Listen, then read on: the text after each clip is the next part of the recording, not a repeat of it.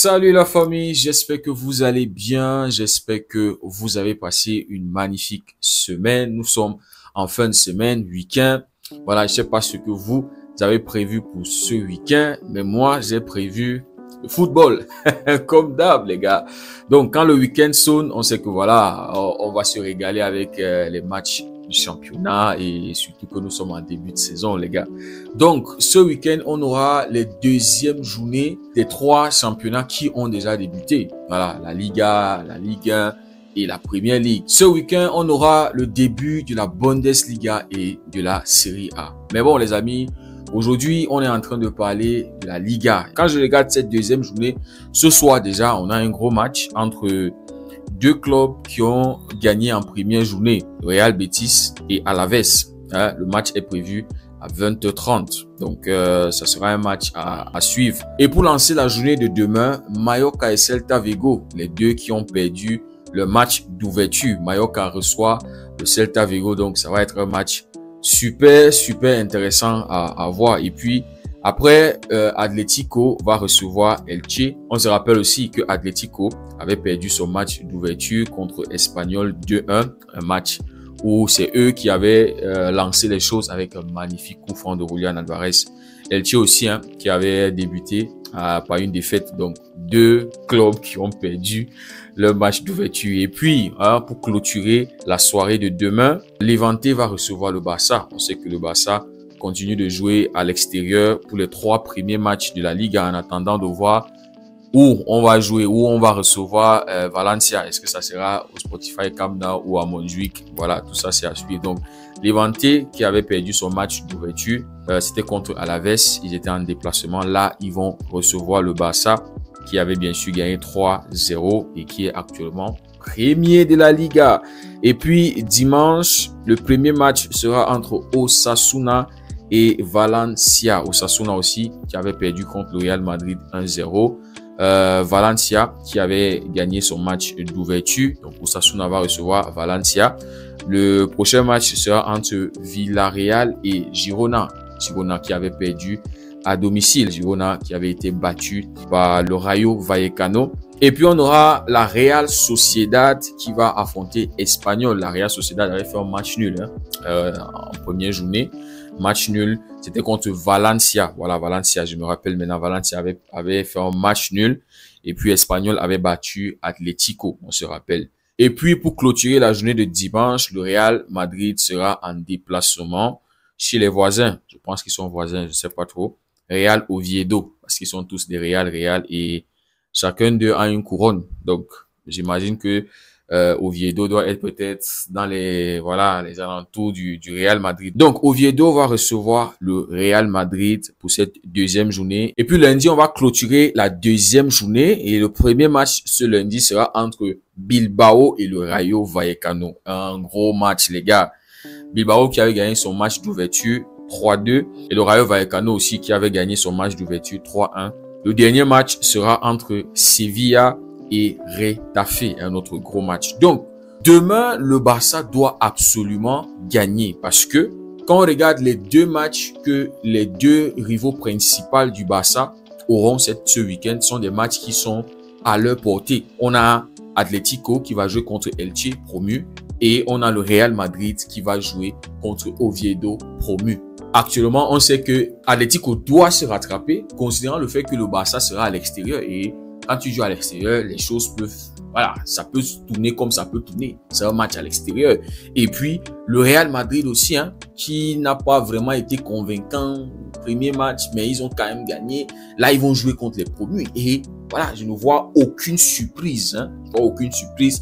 Le Real, ils vont gagner. Et c'est déjà sûr que le Real Madrid aura ses 6 points. Donc, le Barça a une certaine pression. Je ne sais pas s'il va appeler ça pression, mais il faut absolument battre Levante demain. Donc les gars, c'est un match qui va se jouer entre deux champions. Le Barça, la saison dernière, était le champion en Liga et en Liga 2, c'est Levante qui avait gagné le championnat. Donc c'est un match entre deux champions et c'est un match qui pourrait être relevé, un match où Levante ne va pas se laisser faire. Donc le Barça doit démontrer sa force. Oui, même s'ils sont champions en deuxième division. c'est pas la première division. Ils vont affronter un nouveau Barça. La dernière fois où Levante avait affronté le Barça, c'était en 2022. Donc, ça fait déjà, je crois, c'est 3 ans, non? C'est la 3e année déjà. Ça fait 3 ans. Donc, c'est un nouveau Barça et c'est le Barça d'Anti-Flick. Maintenant, les amis, on se rappelle que lors de la première journée, bien qu'on avait joué à l'extérieur contre Mallorca, le Barça avait été dominant. Le Barça avait maîtrisé le match. Le début de match était très bon. On se rappelle que on avait souvent reproché notre Barça des mauvaises entames de match. Déjà donner des situations de but, mettre déjà nos gardiens face à des face-à-face, à des situations où ils doivent faire des arrêts pour ne pas encaisser. On a vu le Barça encaisser à 30 secondes, 1 minute du début du match. Mais lors de la première journée contre Mallorca, le Barça avait maîtrisé ce match et il y a eu un seul arrêt du gardien. Juan Garcia n'a eu besoin de faire qu'un seul arrêt. Et tout le match de Mallorca, ils n'ont tiré que 4 fois, les gars. Donc, le Barça avait maîtrisé ce match et notre entame de match était aussi bonne. On se rappelle qu'on a ouvert le score en 7 minutes seulement du match. Mais malgré le fait qu'on a dominé ce match-là, le temps effectif de jeu n'était que de 48 minutes. Parce qu'on se rappelle, il y a eu 2 cartons rouges, il y a eu tellement de fautes sifflées par-ci, par-là. Tout ça a contribué à réduire le temps de jeu. Donc, la première mi-temps, c'est bien passé, on a marqué 2 buts. Mais la deuxième mi-temps, on se rappelle, c'était vraiment du n'importe quoi. Tellement de déchets, tellement de gâchis, tellement de gaspillage. Les gars qui ont complètement baissé l'intensité, baissé de rythme. Voilà, on comprend aussi. L'adversaire était à 8 et ils ont fermé carrément tous les espaces. On se rappelle qu'Anti-Flick n'était pas content de la deuxième mi-temps. Normalement, Rafinha aurait dû avoir un triplé, aurait dû sortir de ce match avec un triplé. Donc, globalement, on n'était pas satisfait du match. Maintenant, moi, je vais avertir Arroyo parce que la communauté a constaté que oui, tu as fait un match correct, mais il y avait un excès d'engagement. Et certaines personnes se sont même posé la question, comment est-ce que tu as fait pour ne pas avoir un carton jaune? Les interventions là. C'est vrai que tu nous as promis ton prime, mais ce n'est pas en brutalisant les joueurs. Presque à chaque fois où Arroyo intervenait, l'arbitre sifflait. Parce qu'il y avait toujours quelque chose d'extra. Nous, au Barça, on aime les forces tranquilles, comme les Pedri. Pas les brutes, les gars. Donc, Arroyo, fais gaffe. On sait que tu veux tellement nous prouver, tellement nous montrer que c'est toi. Ce n'est pas avec la force que tu vas t'imposer en tant que le number one des défenseurs. Ce n'est pas physiquement. C'est tes performances qui vont te permettre de t'imposer. Aujourd'hui, on sait que l'un des patrons de notre défense, c'est Koubachi. Pas ses performances, les gars. Et en parlant de cette défense, on sait que hier, Jules Koundé a renouvelé son contrat avec le Barça. Il a prolongé de 5 saisons. Et donc, les amis, demain, on a un match contre Levante, les gars. Il y a déjà eu un 7-0 contre Levante et c'était en 2013. Le Barça de Lionel Messi, de Pedro, de Xavi, de Iniesta et consorts, il y avait un 7-0. Là, c'était chez nous à domicile. Mais Levante nous a déjà battu 3 fois chez eux, les gars. 2018, Levante nous reçoit et il nous tape 5-4. 9 buts lors de ce match, les gars. Vous imaginez. Et puis 2019, il y a eu un Levante-Barça encore 3-1 en faveur de Levante. Et 2019 encore, là, c'était en Copa del Rey, si je me trompe pas. Oui, Copa del Rey. Il y a eu un 2-1 en faveur de Levante. Maintenant, le dernier match entre Levante et le Barça, comme je vous disais, c'était en 2022. C'était chez eux, mais le Barça les avait battus 3-2. Donc demain, les gars, moi, je veux une démonstration de force. Demain, je veux un clean sheet comme en première journée. Clean sheet. Je veux une défense qui va bien travailler. Parce que pour voir le premier tir de Mallorca, il a fallu attendre jusqu'à la 20e, 21e minute du match. Ça, c'est parce que la défense était en train de bien travailler. Donc, demain, là, Levante, ils vont tenter des trucs. Ils ont vu comment ça s'est passé avec Mallorca et ils ont eu à voir les matchs du Barça. Ils ont peut-être mis en place une stratégie pour essayer de battre le piège du hors-jeu et perturber la défense dans le dos. Mais je m'attends à avoir une défense qui est concentrée. Une défense qui travaille ensemble, synchronisée. Je veux que ce piège du hors-jeu soit un élément qui frustre vraiment les attaquants de Levante, les gars. Et concernant l'attaque, je m'attends à des gars vraiment chirurgicaux et précis. Je veux un Barça qui va marquer plus de 5 buts demain. Oui, les gars, je veux, si possible, qu'on réédite ce qui s'était passé en 2013. Oui, 7-0, même si on est à l'extérieur. Je veux un Barça ultra dominant Je veux un Barça qui gagne de manière convaincante parce que c'est ça qui est aussi l'un des objectifs de cette saison. Un Barça qui s'impose en Liga comme le chef. C'est-à-dire tous les matchs du Barça, tu ressens que c'est le Barça qui gère le truc. Même si demain, je pense que les Vantés, ils vont garer le bus. Oui, ils vont pas venir ouvrir le jeu. Je ne les vois pas ouvrir le jeu. Je les vois garer et aller en contre-attaque.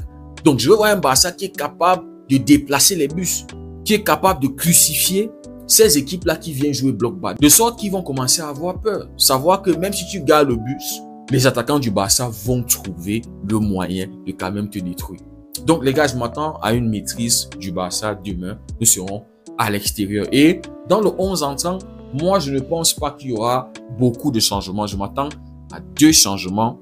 Le premier changement, les amis, ça sera au poste de latéral droit. On se rappelle que lors de la première journée, c'est Eric Garcia qui avait débuté le match et Koundé était entré en jeu. Hier, Koundé a renouvelé son contrat et avec ce qu'on a vu lors de la première journée, je pense que Koundé, il est prêt pour débuter le match demain. Et en parlant de Koundé, hier, il a dit « Je me sens de plus en plus à l'aise au poste d'arrière droit.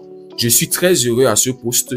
Tout dépend de ce que le coach veut. » Parce qu'on lui a posé la question. Avec le départ d'Inigo Martinez, l'entraîneur anti-flic vous a-t-il dit qu'il pourrait vous ramener au poste de défenseur central ou non? Et Koundé a dit non, non, non. Nous n'avons pas vraiment eu cette conversation. Mais bon, moi je pense que tout va dépendre de comment Arroyo il va se gérer. Demain, je pense qu'Arroyo va être titulaire parce que jusqu'à présent, voilà, on a eu un clean sheet au dernier match et voilà. Donc, il faudra attendre de voir comment Arroyo se gère. Là où Antiflic va constater les limites d'Arroyo, peut-être on verra un Jules Koundé qui va basculer en tant que défenseur central. Pourquoi pas? Il y a Eric Garcia qui pourra avoir un peu plus de temps de jeu. On a posé la question à Jules Koundé. La saison dernière a peut-être été la meilleure de votre carrière. Votre défi cette année est-il de maintenir la forme qui a fait de vous, aux yeux de beaucoup, l'un des meilleurs arrière droits du monde? Et Koundé répond oui, bien sûr. Mon objectif à chaque début de saison est de devenir meilleur que la saison précédente. Je suis très exigeant avec moi-même. Alors, je travaille dur et j'espère progresser et conserver le même niveau que la saison dernière. Et voilà, les amis, ça sera une très bonne chose d'avoir un Koundé qui est dans la continuité de sa saison. Maintenant, on a vu que voilà, lors des matchs de préparation, c'était un peu compliqué. On sentait vraiment pas un Koundé qui était vraiment revenu de vacances. Et voilà, moi, je pense que c'est ça qui a fait en sorte que Eric Garcia débute la saison. Et quand Koundé est entré lors de la pause fraîcheur en deuxième mi-temps, là, on le voyait un peu avec la tête. Jean, il était en train de bouder. Je ne sais pas s'il boudait anti-flic parce qu'il n'était pas titulaire. Peut-être s'attendait à être titulaire, un truc comme ça. Et Rafinha et Lamine Yamal qui ne lâchaient pas aussi, qui étaient là en train de se marrer, le regardaient, ils étaient en train de se marrer. Mais bon, les amis, je pense qu'avec cette renouvelation de son contrat, et voilà, je pense que demain, il va débuter. Koubassi et Baldé qui vont être des titulaires en défense. Et puis au milieu de terrain, on connaît les intouchables, Pedri et Frenkie de Jong. Maintenant, je pense qu'un Dani Olmo pourrait débuter parce que Fermin Lopez n'a pas été bien lors du premier match. Donc, je pense que vous pourrez avoir un changement, Dani Olmo. Et aussi, considérant le fait que les Vantés pourraient garer le bus, il y aura très peu d'espace. On sait que Dani Olmo a cette capacité de trouver les espaces, même là où voilà, les espaces sont très réduits. Il est très à l'aise dans les petits espaces. Ses déplacements aussi peuvent provoquer des pénaltys, des trucs comme ça. Donc, je pense que demain, on aura un Dani Olmo à la place d'un Fermin Lopez. Fermin pourrait entrer en deuxième mi-temps. Et puis, selon Sport, l'attaque ne va pas changer. Lors de la première journée, tous les trois ont marqué. Voilà, Rafinha le premier, Ferran le deuxième et Lamine Yamal a conclu. Donc, je pense qu'en deuxième mi-temps, on pourrait avoir Lewandowski qui revient de blessure avec un Rashford, les gars. Donc, les amis, demain, je m'attends à un clean sheet. Moi, je veux un clean sheet pour la deuxième journée. Et les gars, je ne m'attends pas à moins de 5 buts. Demain, on doit voir un Barça qui est vraiment en train de monter en puissance et beaucoup plus de maîtrise. Très peu de déchets, les gars. Il faut vraiment s'imposer cette saison. Dites-moi ce que vous en pensez en commentaire. Si le contenu vous a plu, n'hésitez surtout pas à liker, à partager pour ceux qui découvrent cette communauté. Hey, ça ne vous coûte absolument rien. C'est gratuit. Rejoignez-nous. Merci beaucoup d'avoir suivi la vidéo. On se dit à très bientôt. Prenez tout soin de vous et que Dieu vous bénisse.